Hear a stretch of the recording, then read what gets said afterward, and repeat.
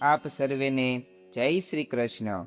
શ્રીમદ ભાગવત મહાપુરાણના 10મા સ્કંદના 10મા અને 11મા અધ્યાયની અંદર વત્સાસુર અને બકાસુરના વધની કથા સાંભળી। 12મા અધ્યાયની કથા કહેતા સુખદેવજી બોલ્યા, હે પરીક્ષિત, એક દિવસ વનભોજન કરવાના વિચારથી ભગવાન ગોપ બાળોને સાથે લઈ નીકળ્યા। હજારો બાળકો પોતપોતાના જૂથને સાથે લઈ વાછરડા સહિત શણગારી વનમાં જવા નીકળ્યા। હસતા ખેલતા રમતા ગોપ બાળો ભગવાન સાથે આનંદ કરતા હતા। બ્રજવાસીઓના ગોપ બાળકોના ભાગ્યનો વર્ણન કરવા શબ્દો નથી। ઓહો, કેવા મહાભાગ્યશાળી બાળકો કે જેમને ભગવાન સાથે રમવાનું મળ્યું। ગોપ બાળકો જંગલમાં રમતા હતા અને વાછરડા ચરતા હતા।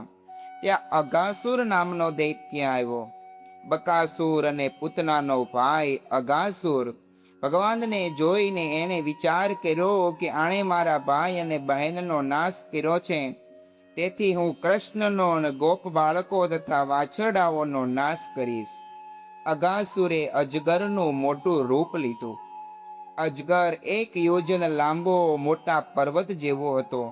મોં એક ગુફા જેવું દેખાતું હતું। સર્વે બાળકો રમતા રમતા ગુફામાં બેઠા। ભગવાને બાળકોની વાત સાંભળી વિચાર કર્યો કે અઘાસુર અજગરનો રૂપ લઈને આવ્યો છે। બાળકોને રોકવાનો વિચાર કર્યો, એટલામાં કેટલાક બાળકો વાછરડા સહિત અઘાસુરના પેટમાં પહોંચ્યા। અઘાસુર શ્રી કૃષ્ણના મોંમાં પેસવાની રાહ જોતો હતો, તેથી તેણે મોં બંધ કર્યું ન હતું। સર્વેના રક્ષણહાર ભગવાન અઘાસુરના પેટમાં બેઠા। એ સમયે દેવો આકાશમાં હાહાકાર કરવા લાગ્યા। અઘાસુરના સંબંધીઓ રાજી થયા। ભગવાન અઘાસુરના ગળામાં આગળ વધવા લાગ્યા। ભગવાને પોતાના શરીરનો વધારો કર્યો, તેથી અઘાસુરનું ગળું રૂંધાઈ ગયું। શ્વાસ બંધ થઈ ગયા। અઘાસુરની આંખો બહાર નીકળી ગઈ, પેટ ફાટી ગયું। ગોવાળીઓના બાળકો અને વાછરડાઓ પર અમી દ્રષ્ટિ વરસાવી કૃષ્ણ ભગવાન ગોપ બાળો સહિત બહાર નીકળ્યા।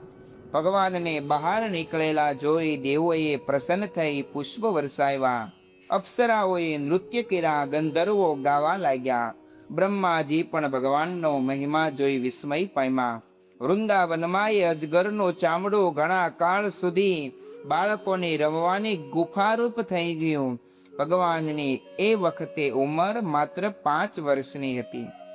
સૂતજી બોલ્યા, હે બ્રાહ્મણો, આ પ્રમાણે ભગવાનના વિચિત્ર ચરિત્રમાં જેનું ચિત્ત ચોંટ્યું છે, એવા પરીક્ષિતે સુખદેવજીને પ્રશ્ન કર્યો, હે બ્રહ્મન, ભગવાને કુમારાવસ્થામાં જે લીલા કરી તે બાળકોએ પોંગડ અવસ્થામાં કહી। હે ગુરુજી, મારું મન આ લીલાઓ સાંભળવામાં મોહિત બન્યું છે। અમે તો નામના ક્ષત્રિય છીએ, છતાંય અમારું અહોભાગ્ય કે અમે ભગવાનની કથા સાંભળીએ છીએ, માટે મહાભાગ્યશાળી છીએ। સૂતજી બોલ્યા, હે સૌનક, પરીક્ષિત રાજાના પ્રશ્નથી ભગવાનના નામનું સ્મરણ કરી સુખદેવજીની સર્વે ઇન્દ્રિયો ભગવાનમય બની ગઈ। જ્યારે બાહ્ય વૃત્તિમાં આવી ત્યારે સુખદેવજીએ ઉત્તર આપ્યો, હે પરીક્ષિત, તમે ઘણું સારું પૂછ્યું, કારણ કે ભગવાનની કથા જેટલી વાર સાંભળીએ એટલી વાર નવીન જ લાગે છે। સત્પુરુષોની વાણી, કાન અને મન સર્વે ભગવાનની કથામાં જોડાયેલા રહે છે। હે મહારાજ, તમને એક ગુપ્ત વાત સંભળાવું। આ ગુપ્ત વાત દરેક ગુરુએ પોતાના સ્નેહી શિષ્યને કહેવી જોઈએ। ભગવાને અઘાસુરના પેટમાંથી બાળકોને વાછરડાઓને બહાર કાઢ્યા પછી નદી કિનારે આવી સૌ જળ પીને જમવા બેઠા। વાછરડાઓને પણ જળ પીવડાવ્યું। બાળકો ભગવાનની સાથે ભોજનનો આનંદ કરતા હતા। કેટલાક બાળકોએ ફળોના, કેટલાકે ફૂલોની પાંખડીઓના, કેટલાકે વૃક્ષની છાલના, કેટલાકે પથ્થરોના વાસણ બનાવી ભોજન કર્યા। સર્વે પોતપોતાના જુદા જુદા ભોજનનો સ્વાદ ભગવાનને ચખાડતા હતા। ભગવાનના ડાબા હાથમાં દહીં ભાતનો કોળિયો હતો। અથાણાઓ આંગળીઓમાં હતા। ભગવાન પોતાના મિત્રોને હસાવતા હતા। આ પ્રમાણે ગોપકુમારોને ભગવાન પોતાની લીલા ચરિત્રનું પાન કરાવતા હતા। એટલામાં ઘાસના લોભે વાછરડા ચરતા ચરતા દૂર ચાલ્યા ગયા. જ્યારે ગોપ બાળકો વાછરડાને વારવા ઉઠ્યા ત્યારે ભગવાને કહ્યું, તમે બધા શાંતિથી જમો, વાછરડાઓને હું લઈ આવીશ. એમ કહી ભગવાન વાછરડા શોધવા ગયા. પ્રભુનો મહિમા જોવા માટે બ્રહ્માએ વાછરડાઓને હર્યા હતા. નદી કિનારેથી ગોપ બાળકોને લઈ અંતર ધ્યાન થઈ ગયા. ભગવાનને વાછરડા જડ્યા નહીં ત્યારે નદી કિનારે આવ્યા. ગોપ બાળકો પણ જોવામાં ન આવ્યા. ભગવાને પોતાની યોગ માયાથી જાણી લીધું કે આ સર્વે કૃત્ય બ્રહ્માજીનું છે. પછી શ્રી કૃષ્ણ ગોપ બાળકોના મા બાપોને રાજી રાખવા માટે અનેક ગોપ રૂપે વાછરડા રૂપે પ્રગટ થયા અને ગોકુળમાં પધાર્યા. માતાઓ પોતપોતાના દીકરાઓને આલિંગન કરી દૂધના પાન કરાવવા લાગ્યા. ગાયો પણ પોતપોતાના વાછરડાઓમાં મોહિત થઈ. આ સમયે મા બાપનો સ્નેહ અને ગાયનો સ્નેહ અનેક ગણો વધી ગયો. આમ 1 વર્ષ સુધી ભગવાન ગોપ બાળકો અને વાછરડા રૂપે રહ્યા. 1 વર્ષ પૂરું થવાને 5 રાત્રિ બાકી હતી ત્યારે ભગવાન બલરામ સાથે વાછરડા ચરાવવા વનમાં પધાર્યા. ત્યારે બલરામે જોયું કે ગોવર્ધન પર્વતના શિખર ઉપર ગાયો ચરી રહી હતી. તેઓએ વ્રજના સમીપમાં ચરતા પોતાના વાછરડાઓ જોયા. ગાયોના સ્તનમાંથી દૂધ ટપકવા લાગ્યું. ગાયો વાછરડાઓને ચાટવા માંડી. ગોવાળિયાઓ ત્યાં આવ્યા ત્યારે વાછરડા સાથે પોતાના પુત્રોને પણ જોયા. એમને જોતા જ ગોવાળિયા પ્રેમ રસમાં મગ્ન બન્યા. પછી બાળકોને આલિંગન આપ્યું. બલરામે પોતાના જ્ઞાન બળે જાણી લીધું કે આ બધી શ્રી કૃષ્ણની માયા છે. બલરામે પૂછ્યું, આપણે જે વાછરડાઓનું પાલન કરીએ છીએ તે તો ઋષિઓના અંશ છે અને બાળકો દેવોના અંશ છે એ મારા ધ્યાનમાં છે. પણ હાલમાં એમ દેખાય છે કે આ બધામાં આપ જ સમાયા છો, માટે ખરી વાત જણાવો. ત્યારે ભગવાને ટૂંકામાં વાત કરી. 1 વર્ષ વ્યતીત થઈ ગયું, પણ બ્રહ્માને માટે તો ચપટી વગાડવા જેટલો સમય થયો હતો. બ્રહ્માએ પાછા આવીને જોયું તો 1 વર્ષ સુધી ભગવાનને પોતાના અનુચરો અને વાછરડાઓ સાથે રમતા જોયા.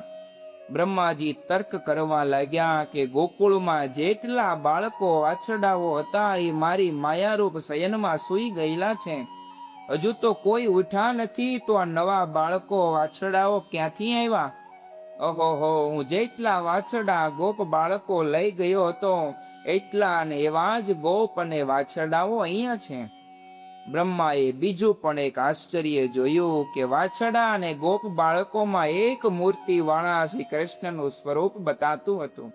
બ્રહ્માજીને ભગવાનની માયાના તેજથી ઇન્દ્રિયો જડ બની ગઈ હોય એવો આભાસ થયો. પછી ભગવાને માયારૂપી પડદો દૂર કર્યો. બ્રહ્માજીએ બાહ્ય દ્રષ્ટિ પામી નેત્રો ઉગાડી આત્મા સાથે જગત જોયું, ભગવાનને જોયા. તેઓ બાળકોને વાછરડાઓની શોધતા હતા. એવા ભગવાનના દર્શન કરી બ્રહ્માએ તરત પોતાના વાહન હંસ પરથી ઉતરી ભગવાનના ચરણમાં સાષ્ટાંગ દંડવત પ્રણામ કર્યા. ધીમે ધીમે બ્રહ્મા ઉઠ્યા. આંખો લૂછી ભગવાનની સામે જોઈ હાથ જોડી ગદગદ ભાવથી બ્રહ્મા ભગવાનની સ્તુતિ કરવા લાગ્યા. હે પ્રભુ, આપ મેઘ સમાન શ્યામ વર્ણના છો, પિતાંબર તમે પહેર્યા છે, મયુર પીંછથી શોભાયમાન છો, આપને મારા પ્રણામ.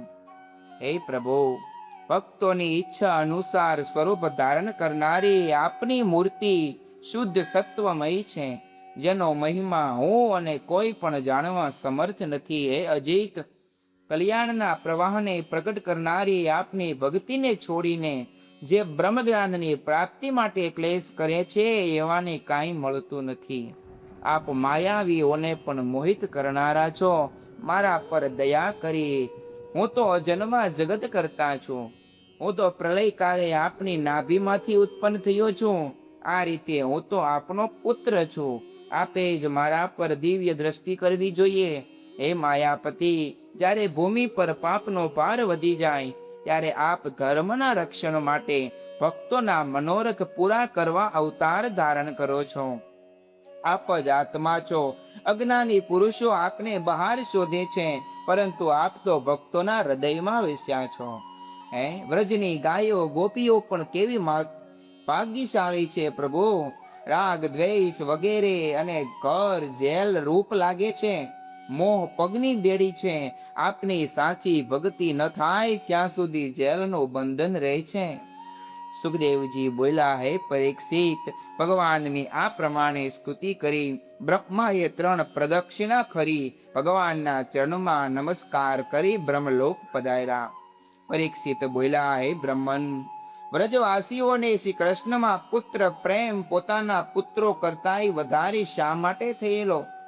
સુખદેવજી બોલ્યા, હે રાજેન્દ્ર, જેવો પ્રેમ અહંતાના આસ્વાદ પોતાના શરીરમાં વધુ હોય છે, એવો આસ્વાદ પ્રેમ ઘર અને પુત્રમાં હોતો નથી.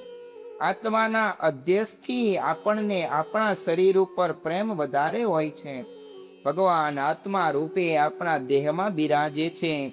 એ જ રીતે કૃષ્ણ ભગવાન આપણા આત્માનું સ્વરૂપ હોવાથી ગોપ ગોપીઓ અને વ્રજવાસીઓને શ્રી કૃષ્ણ ઉપર પોતાના સંતાન કરતા વધુ પ્રેમ જણાયો. ભગવાન જ જગતના આત્મા છે. કોઈ વસ્તુ પદાર્થ પ્રાણીથી હરી જુદા નથી. તમે પોંગડાવસ્થાના જે ચરિત્રો પૂછ્યા, હે પરીક્ષિત, મેં આ તમને સંભળાવ્યા. શ્રી કૃષ્ણે છુપા છુપામણી ભૂલભુલૈયા ખપ્પો સેતુબંધ વાનરો સાથે કૂદવું આદિ કુમારાવસ્થાની લીલાઓ વ્રજમાં જ વ્યતીત કરી.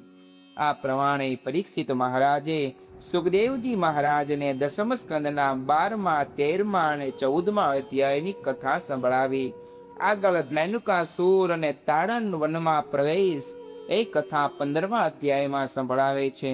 એ કથા આપણે આગામી દિવસોમાં સાંભળીશું. એ કથા સાંભળીએ ત્યાં સુધી આપ સર્વેને ભાવથી જય શ્રી કૃષ્ણ.